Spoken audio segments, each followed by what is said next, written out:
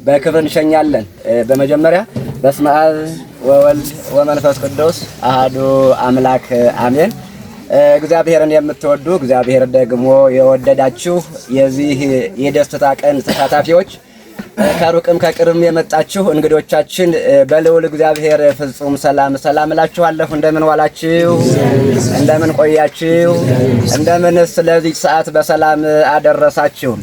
አሜን። እግዚአብሔር ይመስገን ብለን እንድናመሰግነው ይችን ቀን ቀድሶ ባርኮ እየበላን እየጠጣን እየጨፈርን ደስ እንዲለን ሙሽሮችንም ደስ እንድናሰኝ የፈቀደ ልዑል እግዚአብሔር ነውና በልዑል እግዚአብሔር በመጀመሪያ ስሙ የተባረከና የተመሰገነ ይሁን።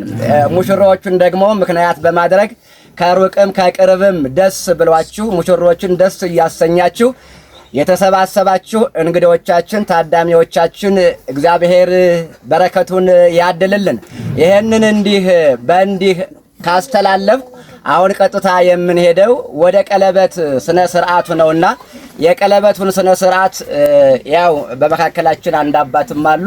እርሱን እንፈጽምና እናንተ ደግሞ የምትቆሙ ቆማችሁ የተቀመጣችሁም ቁጭ ብላችሁ የምታስተናግዱም ያው ቆም ብላችሁ ይሄንን የቀለበት መርሃ ግብር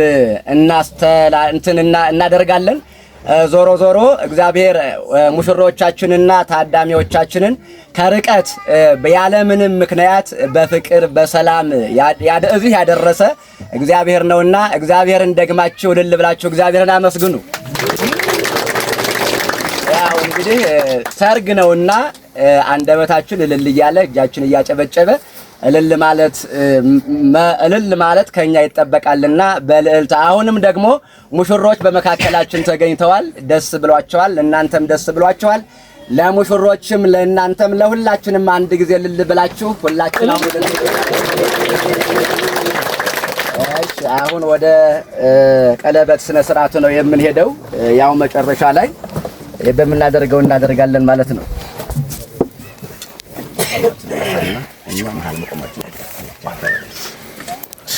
ሰባት ከሌሉ ጥሩ ነው። እንደዚህ ወደዛች ኋላ ትገባላችሁ። እሺ እንደሱ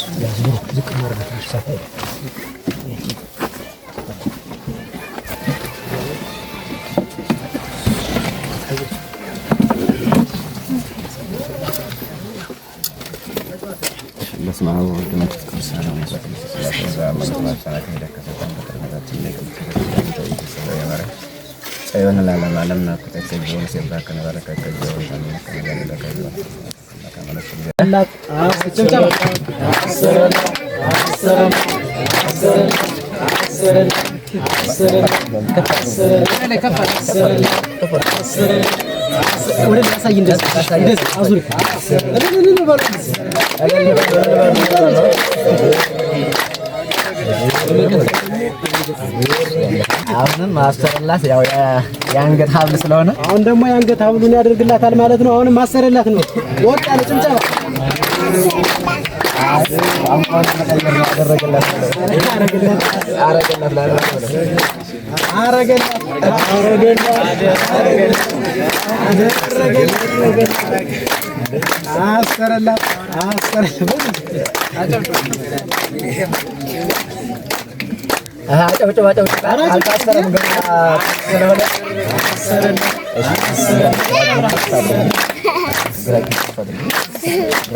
አሁን ቀጣይ ደግሞ ሙሽራይት ለሙሽራው የታቀለ ታረግልታለች። አሁንም አሰረችለት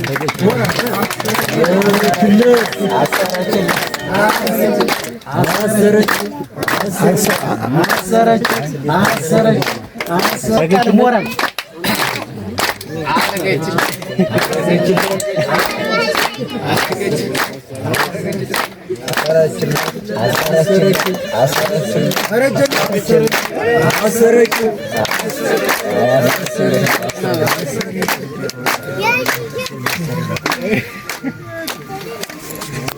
እናመሰግናለን።